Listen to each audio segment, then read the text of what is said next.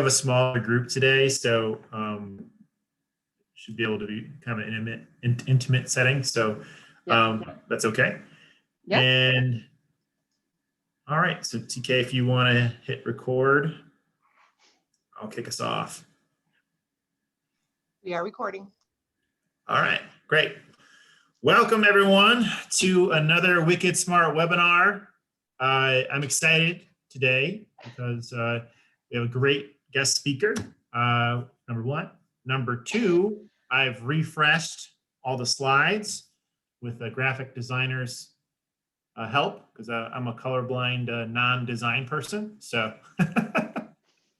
and you don't want me creating pretty things because I'm not great at it. So today we're going to talk about recruiting in a search engine-led world. For some housekeeping for the people that aren't familiar with the Wicked Smart webinar, we started this about a year ago, actually, a little less than a year ago, just to bring different guest speakers and resources and experts to you as business owners across the Midwest here. And we're actually, our guest here, Katrina, lives in London, but is from Australia. So I didn't know that. I knew she lived in London. And she is an author, speaker. She owns a business called Searchologist. So I reached out to her kind of out of the blue because I saw that she was speaking at a recruiting conference. And I was like, well, I'll reach out and see if she'll grace us with her knowledge. And she agreed. So today, this is going to be recorded. We'll have it on our YouTube channel. So if you want to follow and subscribe to that, like, share, and comment there. And share that on your LinkedIn or whatnot. And I am the marketing manager at Midwest Family. So I will be facilitating us today and introducing Katrina here in a second. So here's the things I just covered today. If you want to follow her on LinkedIn, Twitter, Instagram, there's her handle there. And without further ado, I will let Katrina take over and anything could share happen. Your slides. Okay, we all right? Everyone can see them? Yep, you're good. Fantastic. Okay, if any questions come in, interrupt me because I actually quite like getting them. I like getting them in flow. I'm a bit strange like that. Yeah, well, I'll interrupt you if I have a question or if I see one in the chat box. You don't have to pay attention, so you just focus on your slides. Fantastic. And of course, if you need any subtitles because the accent's a bit weird, just again, put a comment. What does that word mean? Mostly I translate. I remember it's elevator, not lift, but occasionally I get it wrong. So just let me know. Anyway, so without further ado, recruiting in a search engine-led world. If you were to ask me what the biggest game changer was to recruitment, I would say it was the creation of the internet and the fact as business owners or recruiters in this case, because I know Trace is a recruiter, at times, so you're under review. Everything you're doing, it's a search engine-led world, like your business, how you treat your customers is. And to me, the biggest impact on recruitment was, again, the people appearing online. So there are nearly 5 billion people. Wow, I haven't looked at that for a bit. Nearly 5 billion people of a global population of 7.8 billion are now online and using the internet. So that's a lot of noise and a lot of data, but a lot of ability to see things and to have opinions. And so how you behave really, really matters. It's very different to when I started out in the world of work. Let's go with 28 years ago, because it's not quite true, but it sounds better. And it wasn't like that. There was no transparency. So the internet is the game changer. And the biggest thing that happened to anyone in the world of staffing, of course, and for you as the client who had to go through the staffing world, was that little black book of contacts that I certainly used to have back in my recruitment agency days was gone, because suddenly everybody was either on LinkedIn, or Facebook, or Twitter, or Instagram, or anywhere else. They're online. They're accessible. There's no longer this barrier that you must go through an agency. Or we call them agency in the UK, staffing in the US. So you can get access to people straight away, but they can also get access to you. They can also see what's going on. So it's a really different world. Staffing still absolutely has its place, and they can partner with you brilliantly, but you don't have to use them now. And that's the difference. It's so different for the world of recruitment. But what else also happened was the world got so much more complicated when it came to recruitment. So, you know, back in the day, I'd want to talk to Andy, so I'd ring him on one of those. Some of you may remember the old dial up, you know, if you made a mistake on the last number, oh, you'd have to start again. But, you know, I'd dial Andy up and Andy would answer the phone, giving me full permission to speak to him. And we would have a conversation about a job. And the next second, you know, he'd be like, okay, I'm coming in for an interview. He'd grab his street directory. So as I said, from Sydney. So I'd get my actual paper. It was quite a big thing as well, the street directory. And off I would go to the train station with my street directory, with my actual cash. And I'd buy a train ticket and I would go in it to London. Not into London, into Sydney and have my interview. But look now we use these annoying phones. Mine's got 2 notifications on it already. We've been going, what, 10 minutes? And the world became noisy because the phones did it all. I will never forget the first time I just sat in utter awe thinking, I'd just flown from London to DC using my phone as my ticket. I got out, I'd ordered an Uber. I was looking up on my phone what hotel I was staying at because I'd forgotten. And it was just, and I was sitting there doing my banking with my thumbprint at that point. You know, now it's fake. Like, wow, mind blowing. But wow, what a world of interruption we've created. You know, I was saying to Angie before we went live, I've just turned off everything so that, you know, as long as I don't look at my phone, my computer's not buzzing at me while I'm doing this. So for you as a company recruiting, you're busy being interrupted trying to get your day done, and then you're trying to get in touch with someone that's, you know, being interrupted as well. So it becomes really tough. Plus, of course, they can look at you and see how you treat people. So I don't know when any of you ran a job search recently. I cannot recommend it enough. Just, it's really eye-opening to realize how many jobs are visible online. Now, we may be in a pandemic and there are certain roles where if you're an administrator, unfortunately, there are many, many people that are on the market looking for administrator jobs. But if you're a developer or a plasterer, if you're in healthcare, you're a data scientist, something like that, you have the choice of the market. So as an employer, you really do need to behave. But this is an example of me looking for a recruiter job here in London. So if I just into Google, recruiter jobs London, up comes this beautiful blue box. Now, if you've done any shopping online or airline booking, you're used to this blue box, and you do have it in the US, we have it in the UK, and it's in certain parts of the world, it's not everywhere. But that blue box is designed for the person running a search. Google's like, let's just sort out all the muck. Let's sort out all the duplicate jobs. Let's just create this little hub where if people go in, they can see so much stuff. And what was the biggest change to me as, you know, a recruitment professional looking at like your employer brand and how you come across to people and your, you know, your reputation per se, was this. So when I get the blue box, and when I click in, I can see recruiter job over here, and it's payment wall.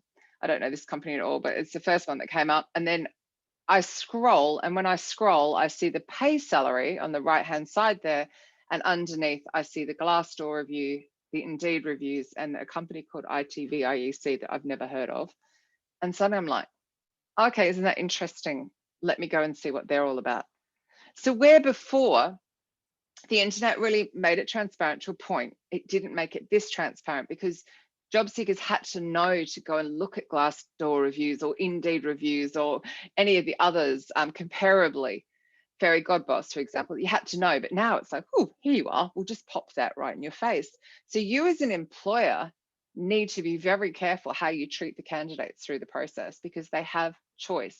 And to be honest, even those who have fewer jobs available to them, they still have choice. They still don't have to work for you if they don't want to. If they're in a kind of situation where they're financially comfortable, they do not have to work for you. It's very different from when I started out. So going into Glassdoor, I actually went from this, clicked into Glassdoor, but then I clicked across to the interview review tab. And when I'm in there, I see this particular interview review. Now, it doesn't matter that this review is from India. I don't care. I'm looking at Payment Wall as a company. How do they treat people? And I get to this bit, and this was the bit I found interesting. So at the bottom of the screen there, it's like 6 rounds of interview with different people from different teams and locations. The last one was with a moron who knows nothing about the process. He was not even listening to what I was telling him. I mean, one, it's manners, but it's like, that's something you can resolve. Now, if you're a business owner, you can make sure that your hiring managers know how to interview, they know how to listen, invest in training for that. It's so important. And I felt this one was also really interesting as well. Again, same company, different location, but didn't get a chance to ask my own questions. So people are like, well, hang on a minute, this is a two-way street now. I'm interviewing you, you're interviewing me. Very, very different world. Some of you have been around a while, you'll know what I'm talking about. You know, it used to be this carrot and stick kind of organization. Now it's like, no, how do people get treated as an employee, as a candidate, as alumnus? You know, how are they onboarded? You can see all of these reviews. It's very different. But of course, there's not just Glassdoor. There are many, many places. And I have allowed time for questions at the end. So if you want to ask more about how to handle reviews and things like that, I'll touch on it then. But you've got Glassdoor, Job Case, Yelp. You can even write employee reviews on Yelp. Fairy, Godboss, Job Crowd, Rate My Employer, Vault, Comparably, Career Bliss, In Her Sight, and of course Indeed. And Katrina is big here in Europe, so if you've got office in Europe. I have created a PDF of these slides, which Andy will hand out to you, so you don't have to try and write this all down. But there's a lot of places where people can go and write about their experience. Personally, if I was going to write about a poor experience, I would write it on Google Maps. Because then when anyone ever looks up your company and Google Maps beautifully prompts the map box, they click there, they see that review. Maximum impact. So just be aware, people will write where people want to write. So the best thing to do is treat people well. So who's winning? What companies are winning? What are they doing well? Well, the ones that take care of their people and understand that candidates have the power, and actually your employees have the power because they can run that job search so easily. So if you're not looking after them, they can go. So the people have power, but good leaders are also winning. They're the ones who will be able to retain their staff, which is important, and they'll be able to hire really easily. Because it's like this knock on a, you know, right now, yes, we've got this pandemic that's just screwing everything up for us. But in due course, when we get over this, like we get over everything, there was, you know, we'll have a recession for a while, and then it'll bounce back. Then it comes back to, oh, well, back during the pandemic, look how they treated people, or, you know, oh, they haven't been, you know, hiring well.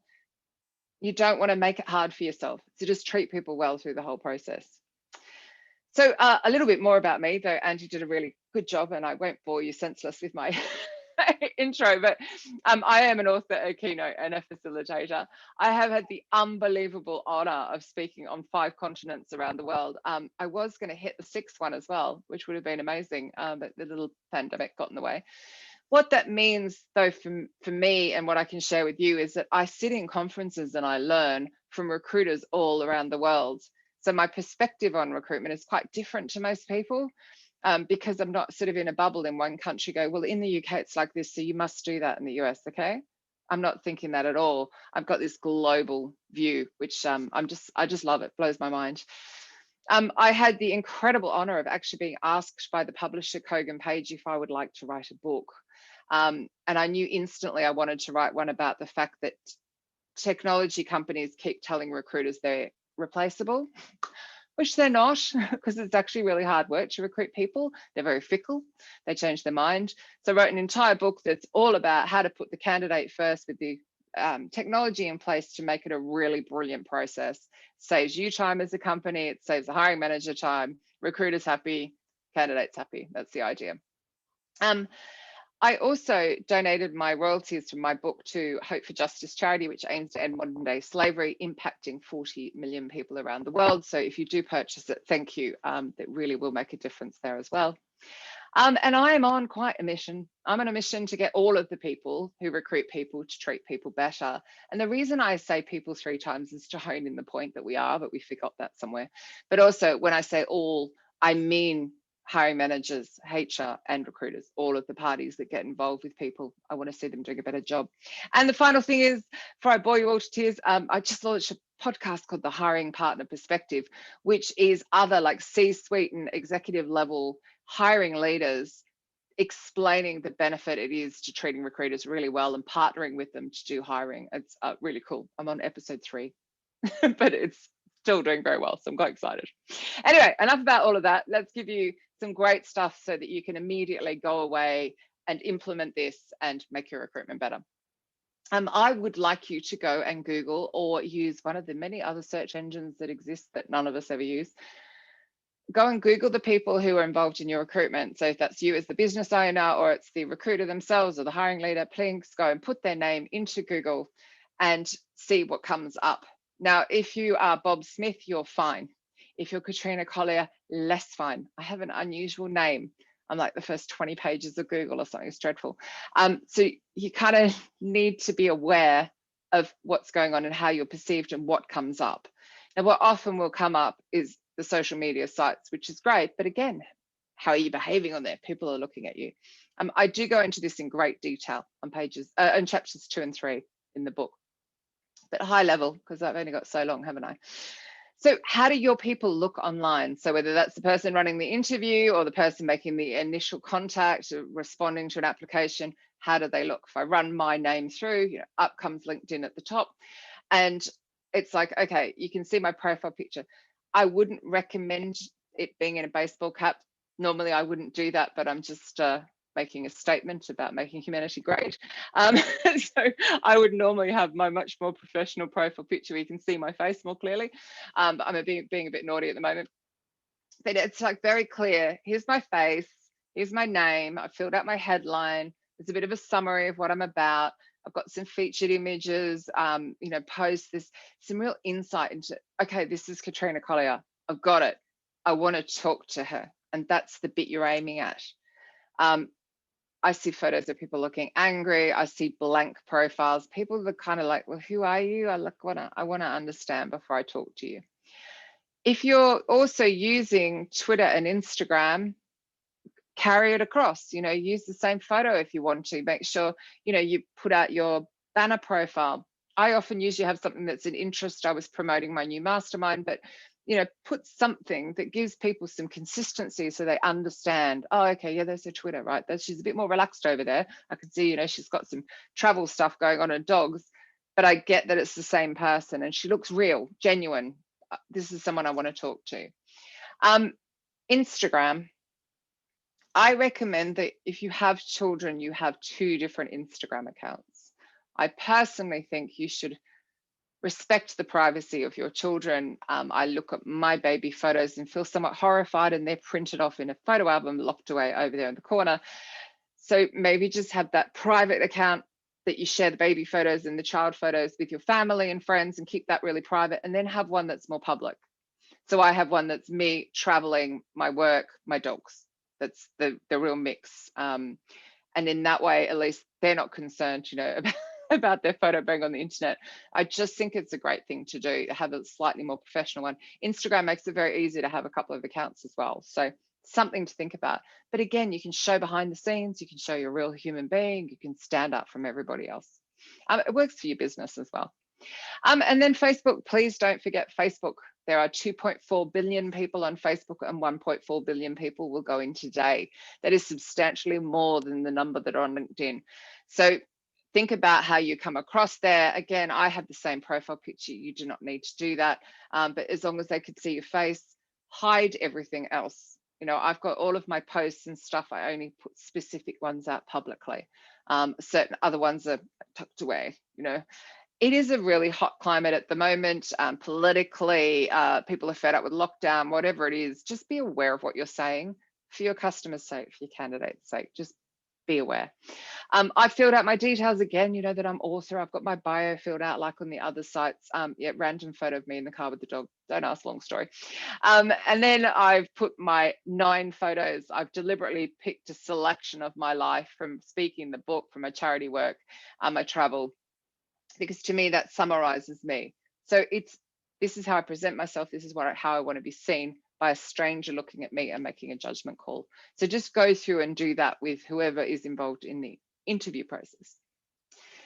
So the next thing you want to do is look like a company worth talking to, worth working for, worth being part of, worth joining the mission and the purpose. This is chapter 4 of the book in a nutshell. Because people again will look at you. Now, I'm not going to talk about those review sites. I've already talked to you about those. People will write what they think of your company quite explicitly. Some of them are crazy, but they can do that. But there are other things people look for. These days, it's very important to look inclusive. If you want to see a really cheap cost effective and brilliant way of doing this, go and have a look at the company ThoughtWorks. From their website, and pretty well this is following through exactly how you get there, you will be able to go to insights and you'll be able to go and see behind the scenes. You'll see all of the programs they're putting on, all of their diversity and inclusion. And you can just immediately see, okay, this matters to this company. But where it really blows my mind is down here at the bottom. So when you sort of roll through all of the programs that they've got going on and all the awards, you then have the blog, and it is written by employees, and it's visible to clients, and it's visible to candidates and current employees, and they're telling their stories. There is a blog on there that actually makes me well up in tears. A transgender employee who's talking about technology saving their life. You can see here, obviously, there's different aspects of diversity all being shared. What more could show that a company is inclusive than letting your employees tell their stories right there on your company's blog?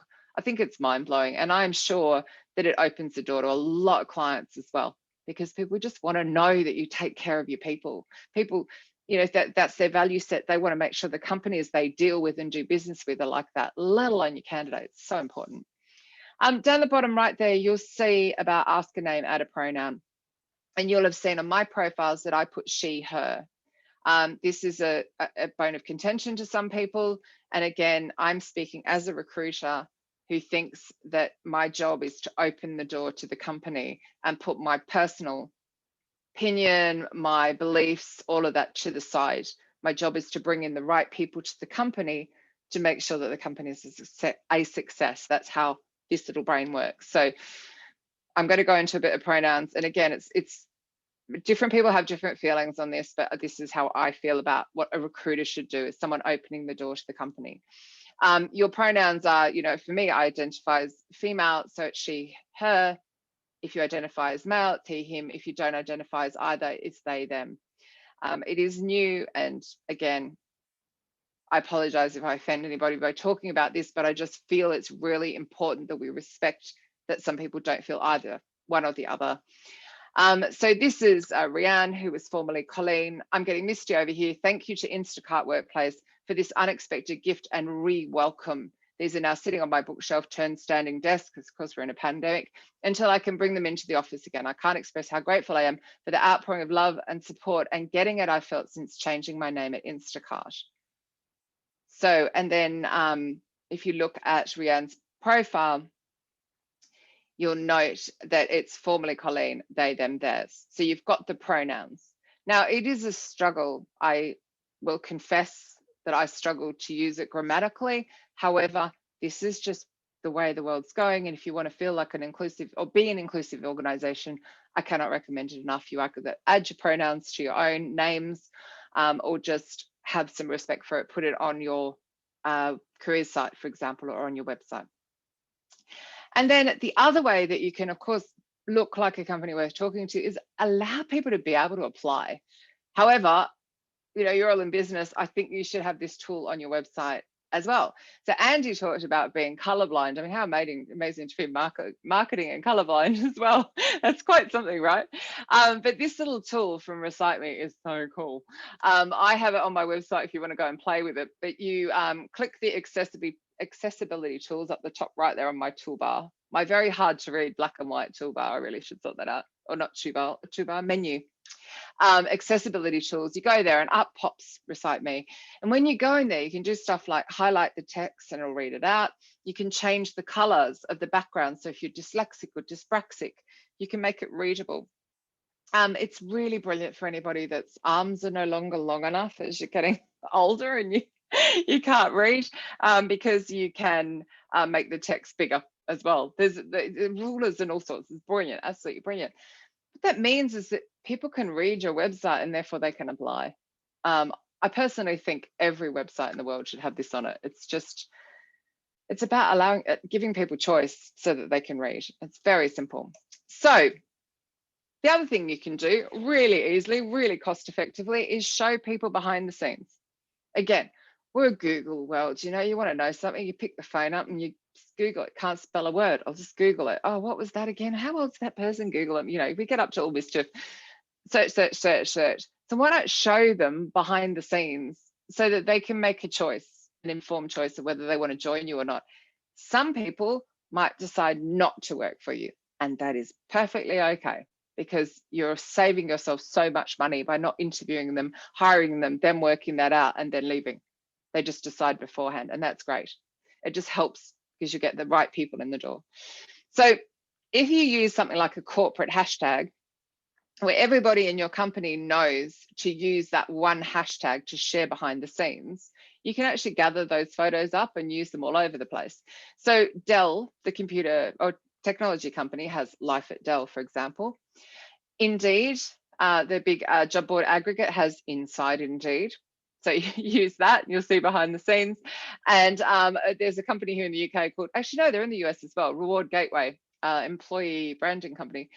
RG Fun. So their reward gateway, RG Fun. They like to have fun. They're saying a lot with the hashtag.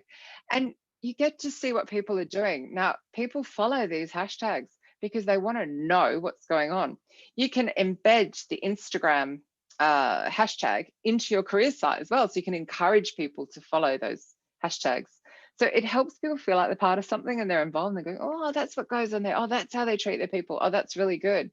Oh, the staff have gone home, but they've given them, those stand-up desks, or they've given them great technology. They made sure they got good chairs. People are looking for all of that stuff. So can't recommend doing that enough. Very easy. Right. Oh, I'm perfectly on time for questions here. Got this planned. Right. Sorry, Andy's looking at me like, oh my God, she's weird. I always make sure I've got question time. So I hope you're getting your questions ready. So everyone looks fabulous. Okay. So you've run a search and everyone checked they're fabulous. You've checked your company looks like it's inclusive and welcoming and people can apply. Then the really important thing is get everyone recruiting human first. Kind of crazy expression when we're recruiting human beings, but somewhere we forgot that and put technology in the way. It starts with chapter 5. That's all about getting the job descriptions and really what you need and understanding your competitors and everything like that. It's all chapter 5 is all about the intake. Get everybody thinking human being. Now, I know this is a screenshot of a tweet that's a joke. However, anybody who's ever recruited would laugh at this, because this is what hiring managers do. They go, oh, well, we're looking for a junior developer, but they need to have the experience of a senior developer for the salary of an intern. I mean, we've all had it where we want someone who's got 45 years worth of experience, but they need to be 25 and we're going to pay them peanuts. Like, it's crazy. So by doing your research and understanding what your competitors are doing and what their salary bands are and what's common in your state, and all this stuff is on the internet, you just need to run some searches and you'll find it. Then you'll know not to be unrealistic. You'll actually realize, well, actually, you know what, we need to pay this for this role because that's what it is in this state, in this area, in this industry. So do your searches, don't be unrealistic, because what happens is people complain about this sort of stuff. They take it with your company name and everything and plaster it on the internet. So we don't want them to do that. And then the other thing is just have some empathy and compassion. Again, if you haven't recruited, you haven't been through the job search process in a long time, lucky you for one. But two, it's like, don't forget that there's a real human being on the other side. This is a review from a developer going for an interview at a household name company. You would probably know them, but I'm not going to say who they are. And again, it's this awkward, oh gosh, we're interviewing on this Zoom and lots of people aren't really used to it, but like, come on, this is really obvious. So this is where things quickly got ugly. I joined the WebEx, I waited for more than 10 minutes past the time, didn't even get an apology. But this was the bit that got me. They didn't turn their camera on, even though I was required to turn mine on. Wow, can you imagine being interviewed by, actually, I haven't put my GIF. I've got a brilliant GIF of these two guys sitting with paper bags, but imagine if you're sitting there with two people opposite you with paper bags on their head and you're being interviewed. No, cameras on. Okay, the best thing to do is sit back a bit further as well. Actually show more of your body, make it easier for the candidate to read you and you can read them as well. But camera on, spend some time giving them a virtual from the front door of your building to the interview room. So if you're doing it here on video, just, ask them, hey, did you have any problems logging on? Have you got a cup of tea? Are you likely to get a delivery? Is your Springer Spaniel, he is, honestly, currently attacking your foot?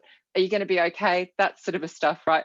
Just let people feel relaxed and then start the interview. But oh my gosh, don't argue with people. They write reviews. Don't treat them like, they're a dime a dozen when they're not, and do awful things like this. So please, human first. I can feel myself in my soapbox. Right, the final thing, this is really, really easy to fix. Now, this probably won't make too much sense to you, but if you use site colon when you run a search on Google, you can ask Google to actually search that website. So this is actually me searching Glassdoor's interview pages. I've gone site colon glassdoor.co.uk, so you would do .com for the US /interview. So I'm saying, Google, please search Glassdoor's interview pages, and I want to see reviews that say never heard back.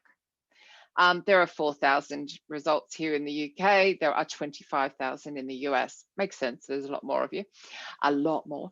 But it's unacceptable. These are just the people that took the time to write a review saying, I went for an interview. I sat on someone's premises. I spent hours on a video chat, whatever it is, and I never had feedback. One, it's common courtesy, but two, humans need closure. They need to know that they're not successful. Now, they know there's one job and 100 applicants. People aren't silly. They understand that. They understand that a lot of the time you're saying no, but say no. Anyone who's interviewed with you deserves some form of feedback. Now, I understand there's a fear of litigation, but it could just be as simple as, we just felt you didn't answer that question as fully as you could have. So when you go to your next interview, make sure you say this. Oh, and hey, we've got these interview tips here. You might want to read through those. You give them something, because that one thing you say to them could change their life. It could mean the next job that they get, and they absolutely nail it, and they're in that job for 5 years and as happy as hell. So think about that. But also it means you'll stop getting really bad reviews, and those things stop you hiring. And oh yeah, sorry, something else. I appreciate this is a LinkedIn poll with only 174 votes on it, but what really makes people remove themselves from the hiring process? Well, the process is long-winded. You can control that. You can make sure it's not, or they're not sold on the opportunity almost was the same. And that's when the hiring managers are spending too much time grilling and not enough time talking about, well, hey, you're coming in to solve this problem, and we work on this project, and the purpose of the company is it, and our team fits in here, and you're going to work with this team and that team to make that happen. So it's sell the company, sell the opportunity. Remember, the internet, they've got lots and lots and lots of choice. They don't have to work for you. So now I think I'm done. Yes, I am. Right. If you want to win as a company in a search engine led world, very simple, those three things, right? Google everybody that's involved in hiring and just make sure they look okay. Make sure there's nothing out there that there shouldn't be. There might be posts that are late. You might need to have a conversation with a few people about what they're sharing. Just, be careful. Look like a company worth talking to. So not only make sure that the reviews are sorted, but also make sure that you look inclusive and open to actually hearing from everybody. And also get everyone recruiting human first. Get them understanding that, we're here to bring in the right people, and it's people that make the company succeed. So if you want to join me on my mission to get all the people who recruit people, just 3 quick ways you can. I run this incredible facilitation. I run it with recruiters, hiring managers, and HR, but anyone involved in recruiting that will actually clear any blocks. It runs in an hour and a half. It's all online. It's mind blowing. It's design thinking, and it uncovers stuff you don't even know is a problem and can get you ahead of it, and even come up with solutions in an hour and a half. I love it. I really enjoy doing it. Of course, my book, and again, the royalties go to Hope for Justice charity. And I do have an incredible mastermind program that runs over 12 months for recruiters specifically, if you have any on your team. And now I should be ready for questions. I did that perfectly, 10 minutes, see? Told you, Andy. Nice work. Felt like I was talking very fast though. I usually get heckled from behind later, like, gosh, you were talking fast. Yeah, I had the same problem. I spoke on the last Wicked Smart webinar, and I rehearsed it 4 times, and I was on time both times, and then it didn't match up when I was live. So. Yeah, and I think when you're live, you add extra bits in, and I always say something different as well, which is fun. I could use this exact same deck tomorrow, and I'd say something completely different. Yeah. All right. So if Yep. anyone has any questions, go ahead I and hope type so. in the chat box. I have some of my own. I wrote Oh, down. cool. So Brilliant. in the meantime, if you want to, Do you want me to stop sharing? Has everyone taken a screenshot of my info if you want to find me on LinkedIn and stalk me or yeah, if anything? you could stop sharing, that'd be great. And I'll switch Yep. over to my screen. Oh, you're going to send them PDF anyway. So when you're working with companies and they talk about reviews and kind of having Oh. all the decision makers getting active on social media, Mm-hmm. what tips and such do you give to, I mean, there might be one person that's like, hey, do it. And everyone's like, I don't want to be there. I don't want to be on Twitter. I want to be on Instagram. Yeah. I don't want to be on LinkedIn. Yeah. Yeah. How do Don't you make any. impact that? Yeah. Don't make anybody be on social media if they don't want to be. But if they have a basic profile, make sure it's presented well, if that makes sense. Okay. But yeah, absolutely do not force anybody down a route. Like Twitter, you almost needed to get on it when I got on it, which is like 10 years ago. It's really hard to start Twitter now and get going. But Instagram, for example, if they love Instagram or they're on there because their kids are on there anyway. So, you know, there's a lot of my age group monitoring their teens and tweens and all of that. So, you know, they might get more involved and start sharing behind the scenes and stuff. I would let people play where they want to.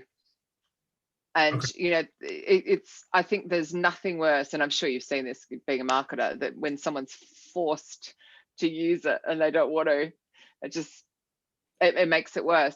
But as far as, you know, if they're going to be conducting interviews, and it's just, and, you know, it depends on the company, right?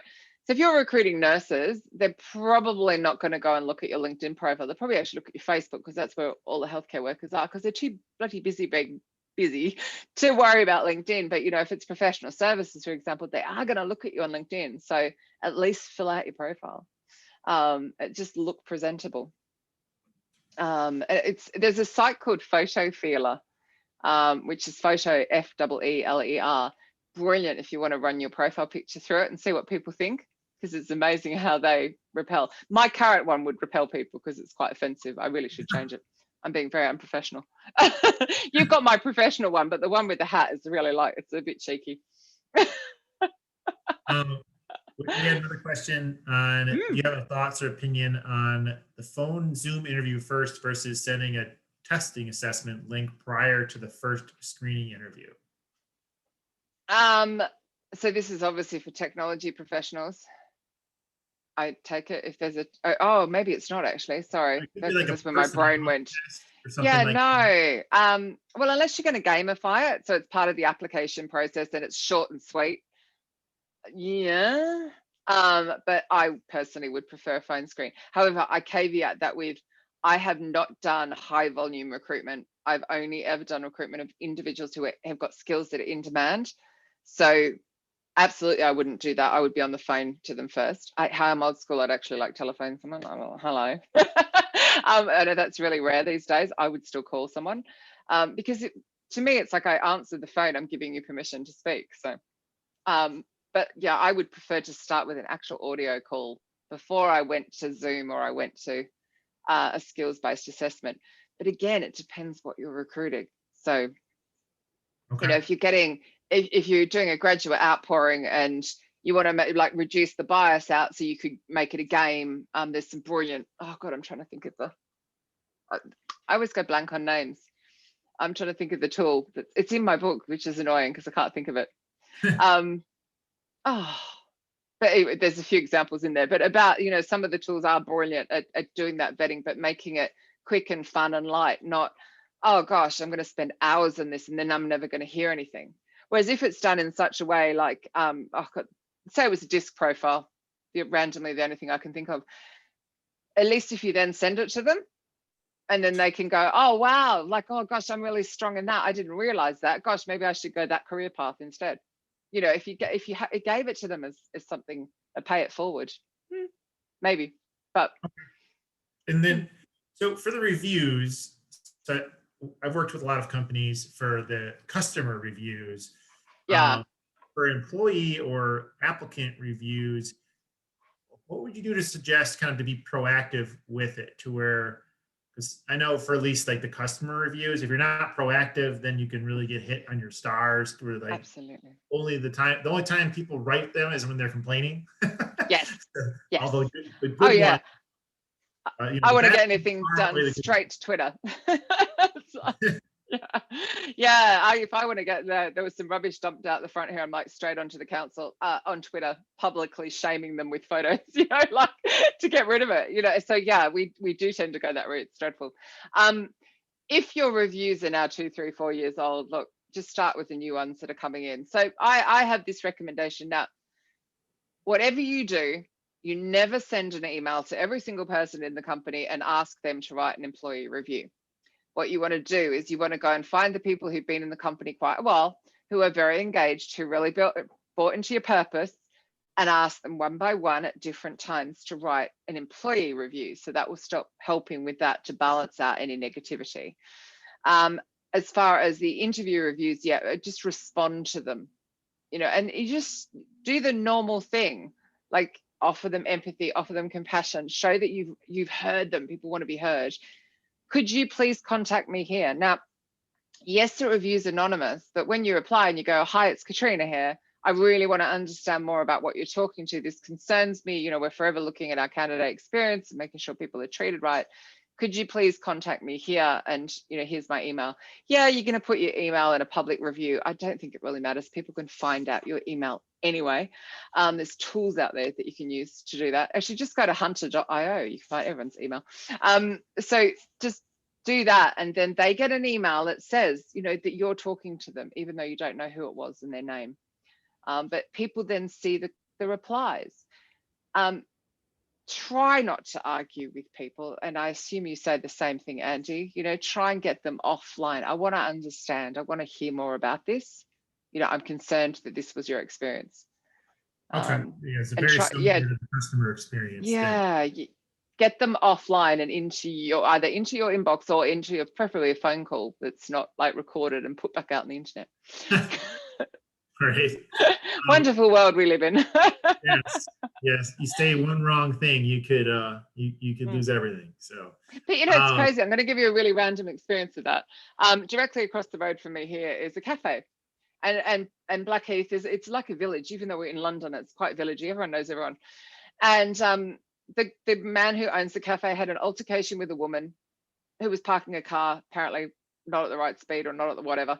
Anyway, she was off to see the hairdresser. So admittedly shut, making appointments, bloody lockdown. But the hairdresser knows everyone around here. The hairdresser then ran into me because she does my hair. I know tons of people around here. And then the first thing I do, because what this guy did after the altercation was he egged her car. And you're just going, you're a business owner in Blackheath that's quite villagey and everyone talks. And like there's now 3 people who are really well connected in the area all going, oh my God. So I wrote a review on Google Maps. And the other 2 have written other reviews and like no one will go in there. You're just like, what were you thinking? So yeah, it's everything ends up on the internet, even if you're doing it physically, because it's just how we operate now. Crazy. Sorry, I had to share that. That's okay. No, it's a good story. Yeah, but it's the same thing. Like if you treat someone really badly in the interview process, it will end up on the internet somewhere. Agreed. Yeah. I think we have about a minute for the last question here. So perfect. What's a professional way to deal with people that apply through LinkedIn Recruiter tool and they don't respond to the invitation to interview before you reject them and move on? So they've applied for a job and then they don't want to come in for an interview. Do people do that? Through the LinkedIn Recruiter tool, but they didn't respond to the invite to the interview. Yeah, and that they apply through the LinkedIn Recruiter tool. Okay, I just find that odd, but at the same time, I think there's a lot of people who do just do the hit apply thing. Unfortunately, because it's very easy, the easy apply. So maybe they applied and didn't mean to. That could possibly be it. I don't know any of the situations, so I'm still talking a bit blind, but do remind them, you applied for the role of X here we would be interested in having a conversation with you and just see if that sparks. Actually, could you find me on LinkedIn, I'd like to understand more about what you're doing, because I feel like I'm flying a bit blind. Okay. Seriously, Katrina Collier into Google, you'll find me everywhere. It'd be nice to answer that properly, because actually, yeah, I need more info. Okay. Well, that's all the time we have. So thank you very much, everybody. Thank you very much, Katrina. We really appreciate you and the information you shared. I had a lot of questions and learned a lot. So excellent. Everyone, if you have questions, you can email teresa.tim there, or I would love for those that got a lot of value out of it, please like and share on our YouTube channel, which will be hyperlinked, which you can find if you just Google Midwest Family of Companies. Next week, we have another guest, or not next week, 2 weeks from now, we have Pasquale Mosquito. He's going to be talking about SEO in 2021, linking SEO to sales, long-term growth in your customer journey. I had a conversation with Pasquale about a month ago, and he blew my mind. And for a digital nerd like myself that's constantly consumes content in this field, I was really impressed with Pasquale and his knowledge on how to create common sense websites and common sense kind of content strategies and how to link that actually to growing your business. So I am very excited to have him as a guest. So thank you everybody for joining us today. We're 1 minute over, so I'll let you all go. Thanks again, and we'll see you in 2 weeks.